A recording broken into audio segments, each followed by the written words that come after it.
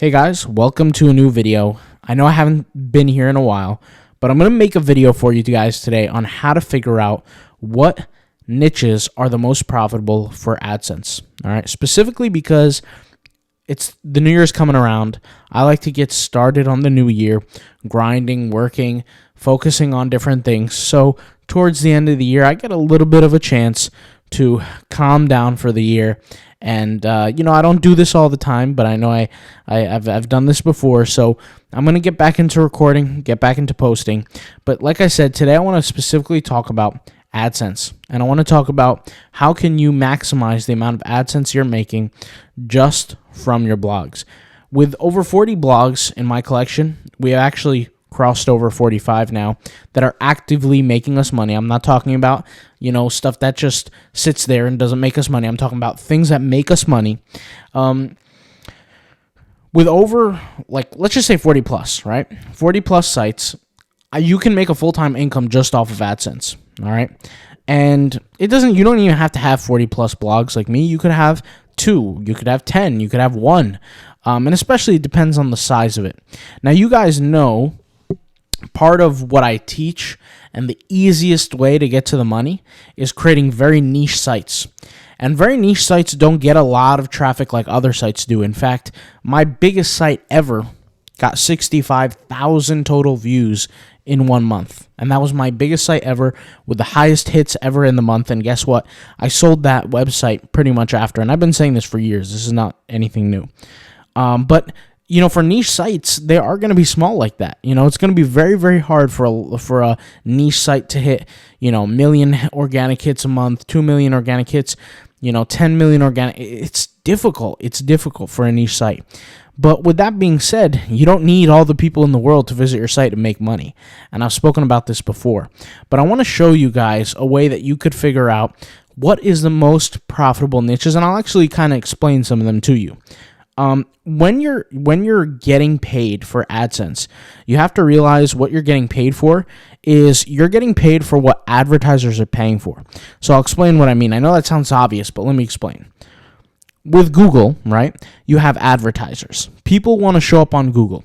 Some can do blogging like us, but many, many other people have a product. They want to put it out right now.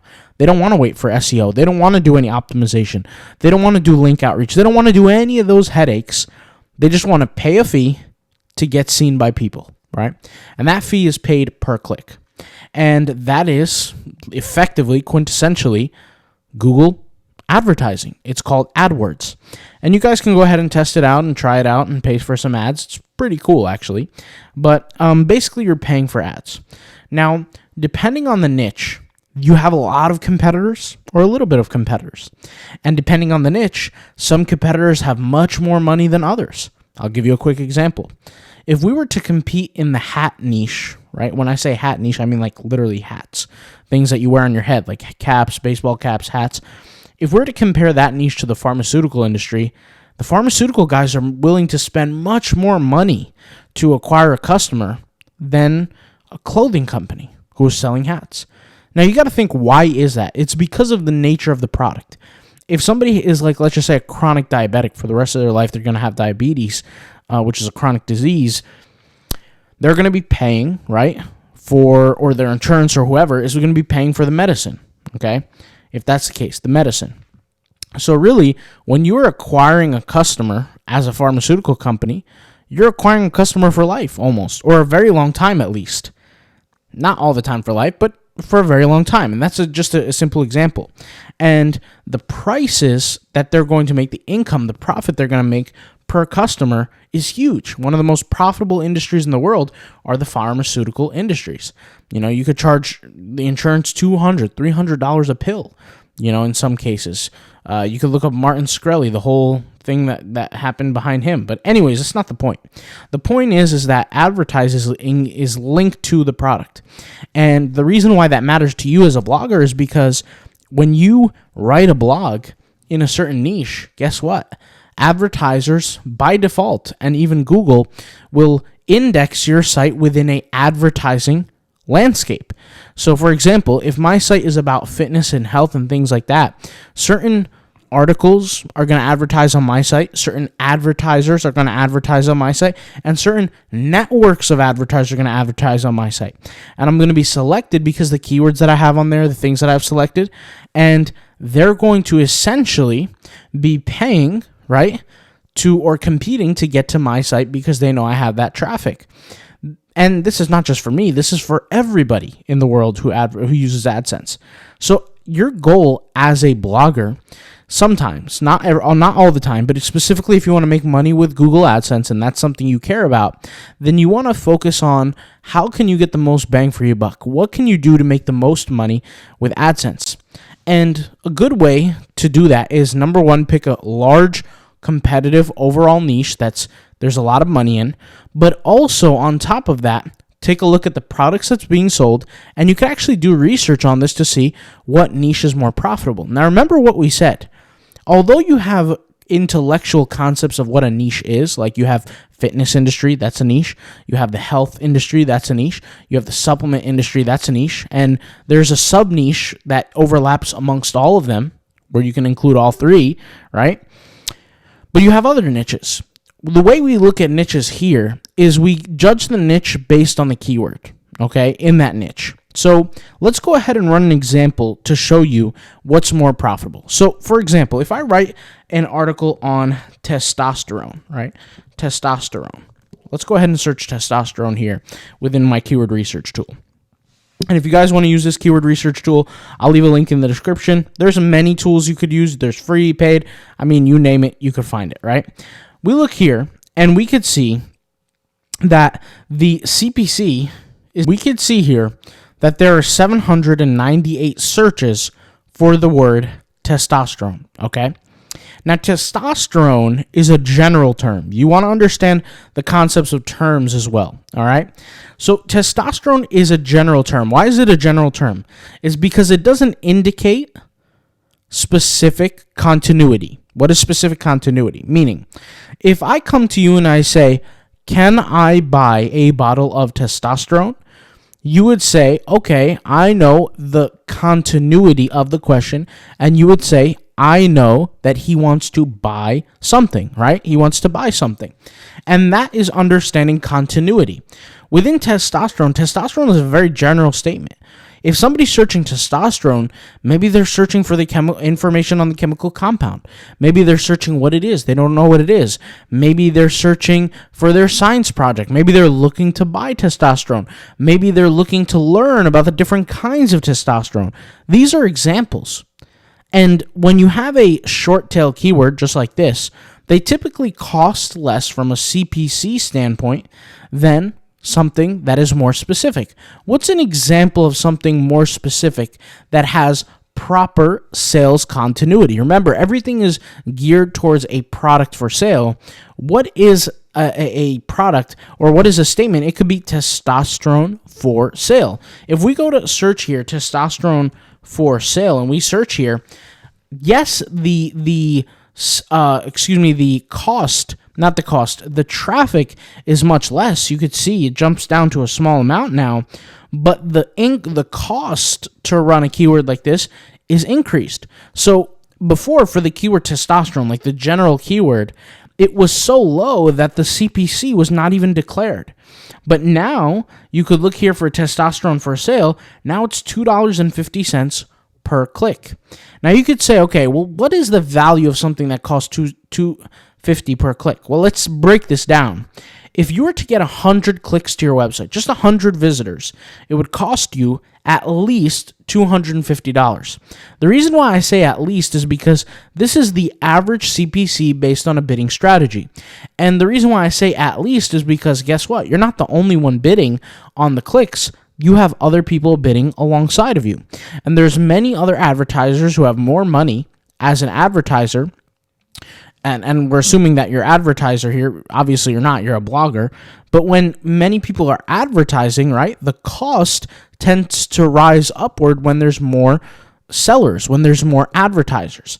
Now, in the world of blogging, we don't have to worry about advertising because we're not paying for it, but we should worry about it because we're getting paid from it. Does that make sense? So if I was to write an article about testosterone, just based on CPCs, what would be the most valuable amongst this list here? Probably a keyword like this: buy testosterone booster max, test boost max, or this keyword, or this keyword, or this keyword. Why? Because they have the highest CPCs. And if you could write an article on things that have higher CPCs, you can invariably increase your AdSense revenue that you're generating. And I actually started to learn this trick when in maybe my third blog site, I just noticed that my AdSense income was just lower than I wanted it to be. And I said to myself, how can I increase this? And then it hit me. I started reverse engineering and I said, okay, very clearly, the people who are advertising, right, are the ones who are paying. It's not like Google is paying me. They're paying me because they get paid. And they're paying me a percentage of whatever the person is paying to get their article seen, and they're using my site as advertising space. Now, if that's the case, then the more the advertiser pays me, the more I'll make, right? Because Google is open about how much you're making off of them in terms of percentages. So with that being said, I'm going to look to a keyword that I can make out more money off of. And so I set myself a challenge. I think the article had close to like 60 to 70 blogs. I don't exactly remember because this was many years ago. Maybe like, I don't know, maybe 6 years ago, something like that. I can't remember exactly the date. But when I created the blog, I had maybe like 60 to 70, and then I came to the realization. So what did I do? I said, okay, let me create another 60 blogs, right? And let me get to see what the results are. And lo and behold, after those 60 blogs, and even during the process of it, I saw a slow trend upward on how much money I was getting paid, average CPM, right, on the site per day. Started to climb upward slowly. Now, why do you think that was happening? Well, it was slow because I was writing slowly, right? And the second of all, it started climbing because I started focusing more now on the CPC. So what's the question left for this video? The question is, what niche are you going to go ahead and chase after? Are you going to go for something that's cheap, or are you going to go something that's high? I don't think your whole entire motivation for blogging should be AdSense money. There's a lot more ways to make more money than just AdSense, but there is something to be said for the money that you can make from AdSense. Like I said, when you build enough of a portfolio and enough of these blogs, which I think many people who are watching this eventually want to do, when you're building enough of this, right, you're going to look at the AdSense money, and that's going to be a salary on its own. That's what level you're going to get to. And I don't see a world here where any one of you guys who are bloggers start a blog, make money off of it, and then just stop. I think you're probably going to go out there and look to do more and more and more. I mean, that's what I'm assuming. So if my assumption is right, there's probably many of you listening who in their lifetime will have more than just one site that they own. And if that's the case, maybe your next move should be focused on AdSense. Who knows? Maybe yes, maybe no. It depends on you guys' opinion. But I could tell you that the AdSense is just yet another source of income that can add to the lengthy list of different ways to make money through blogging. And it's probably the most consistent, but it is also the less income generating out of all of them. So the AdSense money that you're getting is the very least out of everything that you're getting, especially with blogging, because there's so many avenues. You have affiliate marketing, you have so many different things. I'm probably going to create a different video somewhere into the near future talking about the various different ways that you can monetize your own site. And speaking of monetization, go over to cashcownichesites.com, and if you need help figuring out your niche, figuring out the niche monetization, how to actually make money from your niche that's a little bit out of the box, check out my $25 ebook, Picking Up a Perfect Niche for Your Ebook, picking the perfect niche for your blog ebook. You got to check it out. Not only do I talk about picking the niche, but I actually show you how to monetize the niche within the ebook. It's an easy read. Go ahead and check it out. I'll leave it in the link in the description, and I'll talk to you guys soon, all right? Peace out. Bye.